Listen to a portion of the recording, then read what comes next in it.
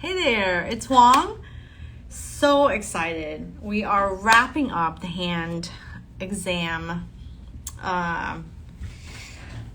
enrollment period. I've been on calls and I just want to share some insights with anyone who is potentially interested in taking the CHT exam. And what are some of my insights? What are some of my insights? Well, one of them that I was talking to someone, and one of the things that we were talking about was how a bad work environment can really erode at your self-belief. Hey there, how are you? If you are currently working in a bad work environment, I would love to kind of get your takeaway on this. So leave me a comment. If you're watching this, later, if you're watching it right now, let me know. Like, have you ever worked in a really bad work environment where there was bullying, involved? Hey, Naomi from Spain. I want to go to Spain so bad. So many people I know are going and vacationing in Spain. I would love to go to Spain one day. The plan is to go to Paris. Naomi, would you like to meet me in Paris? I want to go all over the world and just meet like all these amazing hand therapists. But there's, as many amazing hand therapists, as many amazing places to work at, there's some bad ones too. And so I was talking to somebody who spoke to me like a while ago, and she was just in a bad place, and she couldn't make the decision to join the program. She couldn't make the decision to even take the exam because her work environment was so bad. And in talking to her now, and she's, going to join, she's already actually in the hand therapy mentorship program, and she loves it so far. But I'm like, if you want to study for the exam, this program is the key exam to kind of get you there. But she was kind of just remarking on the fact that, her when you work in a bad work environment, it makes you feel really bad. It makes you feel really bad about yourself, and it slowly but surely erodes at your self-belief that you're capable of doing it, that you have the capacity to study and do it. So that's one thing that was playing in my head today, and I just wanted to really share that with you if you're thinking about taking the exam and taking it soon. The other concept is that here's some of the conversation I'm having with people who are just applying for the hand exam prep program on the idea that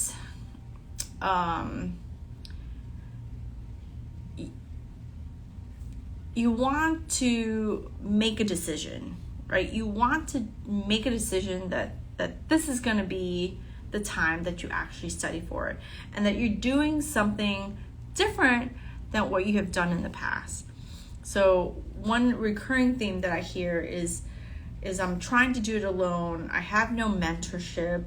I get started and get going, but I can't keep going. I can't get to the tests to feel really good that I know stuff because of the way that you might be consuming the information. If you feel really overwhelmed, then it's hard to keep all that information, right? So the decision isn't to take it in November or to take it in May. The decision is just to work towards it and take it, right? Who cares when you're going to take it? But the fact that the decision has to be there that you will no longer wait, and that your time is now, and to be mentally prepared to take it. So we can create a plan that takes you to November, that takes you to the November exam. But the idea is to be mentally flexible, right?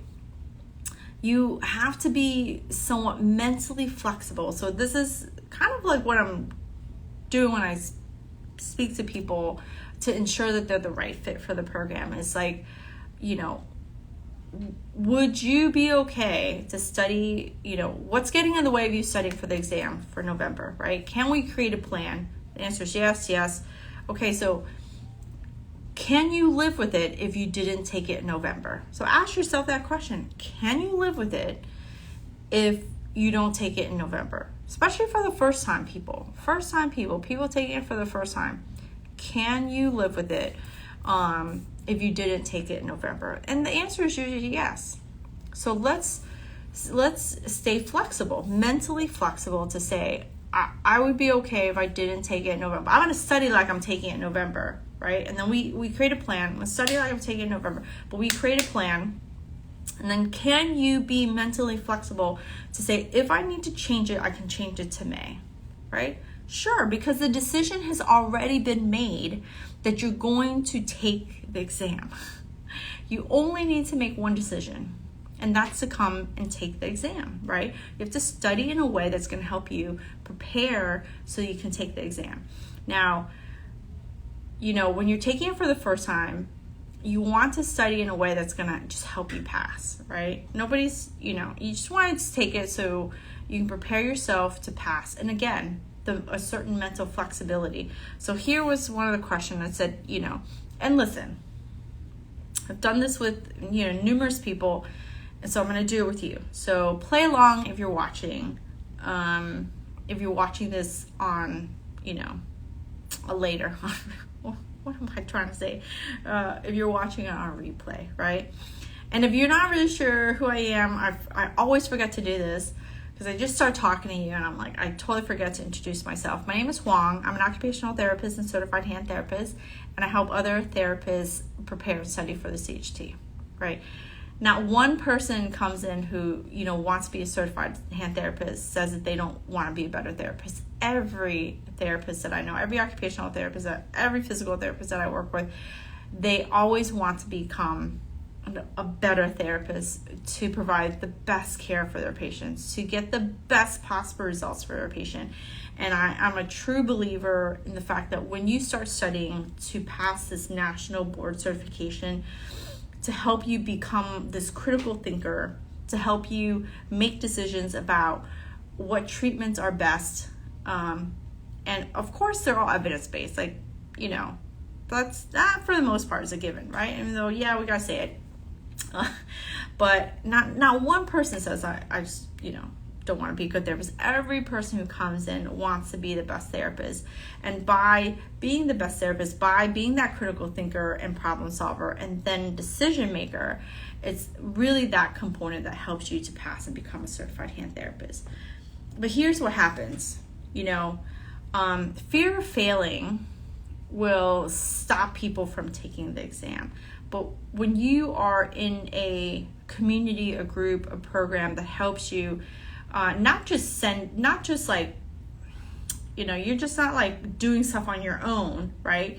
You're in a program, you're getting on calls, you're studying together, you have someone to ask questions, answer questions, and explain things to you in a way that helps you understand, no matter how many times we gotta say it, because we're gonna say it in a different way that helps you get it, right? It helps you get it. Now, when you can study in that way, it can help minimize this fear of failure, because what does it do? It boosts your confidence. So when you boost your confidence, you're going to reduce it. I'm not saying you're going to get rid of it, right? You're just going to reduce it. But here's the question. So what's the downside of failing the exam? What's the downside? So you're going to have to answer that question on your own. So if you're playing along, I would love to, and I know this might be a personal question, so I'm not going to ask you to leave a comment. I'm going to ask you to slide into my DM and give me your answer. What's the downside of failing the exam? What's the downside? And I swear, one of the best answers I got was, she's like, well, if I fail, I'll just study again and take it again. It's just, the downside is that it's going to require more time. And I was just like, yeah, but you met your goal. Like, you studied and you got there, right? You studied and you did it. Because we've now been putting it off for decades, right? But now you're going to be able to do it. Now you're going to be able to have said, I've done it, right? So if the question is, what's the downside? Then the second question is, can you live with it? Can you live with failing? And with a response like, I'll just study again. Because at the end of the day, it's going to help me be a better therapist. Oh my God. You know, crush my heart now, right? Like, let's go, let's study, let's pass, you know? But of course, I can live with it. I can live with, okay, great. Let's do it. So that's all the decision that needs to be made. Is like, let's go, let's study. Let's do this together. Let's aim for the exam. Don't kill yourself. Don't stop yourself in your tracks before you can get started, right? Don't stop yourself before you get started. Give yourself a chance. And the only decision to make is, I want to take the exam. This is the only decision you need to make, so that you can then take the steps, take the necessary steps to do the work. You can't just decide like, hey, I'm going to take it and then not do the work. The work is required. The work is a necessity. You don't get better without the practice of it, right? The practice. You don't get better with treating complex hand cases. You don't get better treating flexor tendon cases. You don't get better with treating, shoulder cases, nerve cases without practice. And then, with the practice comes the study, and with the study comes more practice, and it just goes round and round and round and round, right? That's how. It's the only way to become an expert. It's the only way to be really good. You cannot make this faster. I mean, I would really love to, lose weight off of one salad, right? But it's a process. Your patients will come to you. I talked to them about this the other day. You would think you would love it if you came to therapy and it only took one visit and you were, boom, done. After a surgery. It doesn't work that way. It's a process. And you cannot rush a process. So you becoming the expert, you studying to become a therapist, takes effort, takes intentional, steps, this process that you have to go through. But only decision you have to make, really honestly, is just to decide to take it. And then, if you're interested, I can help you create that plan. I can help you devise that plan, stick with that plan, and then help you get to that goal of taking the exam, right? And really, that's my goal. So if you can take the exam, it's going to help you be a better therapist and boost your confidence, right? So many good things. But yeah, if you want to, and you need some help, go ahead and send me a message. The hand exam prep program actually closes tomorrow. We get started at 7 p.m. We get started at 7 p.m. in the intensive portion of the program. So the hand exam prep program is open it runs for 6 months, right? It's a 6-month access program. And some people join early.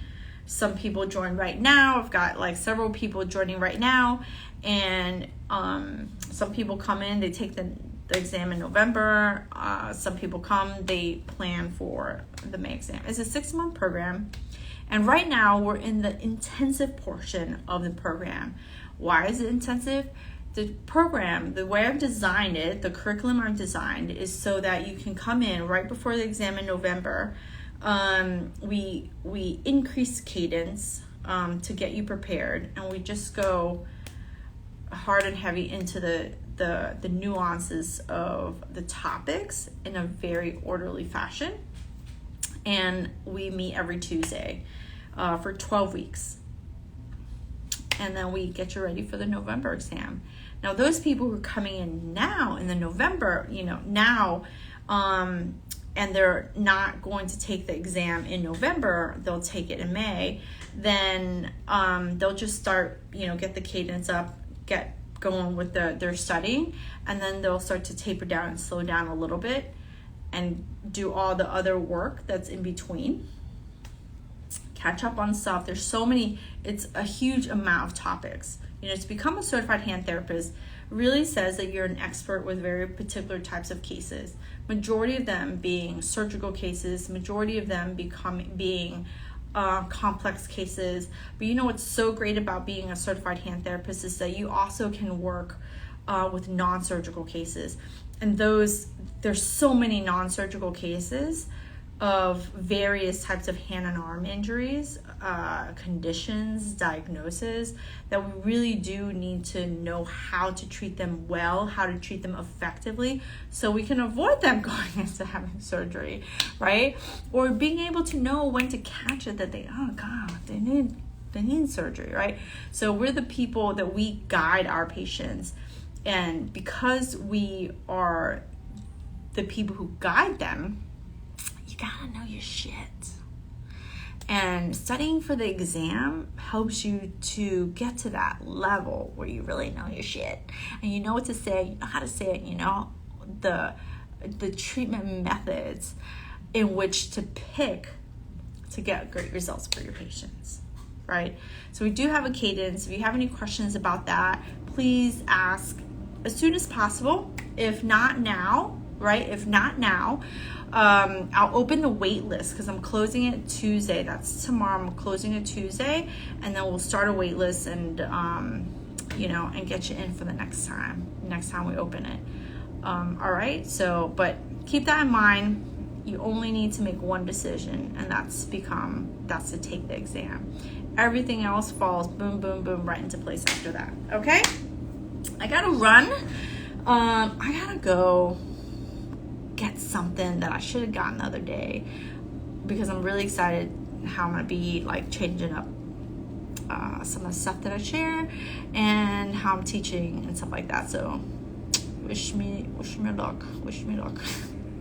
All right, thank you so much for joining. If you have any questions about studying for the hand exam, if you have any questions about anything hand therapy related, my name is Hoang, and I'm happy to help. Just send me a message, or you can always leave a comment below. All right, I'll talk to you guys tomorrow. I'll probably come on and share some stuff tomorrow. All right, bye.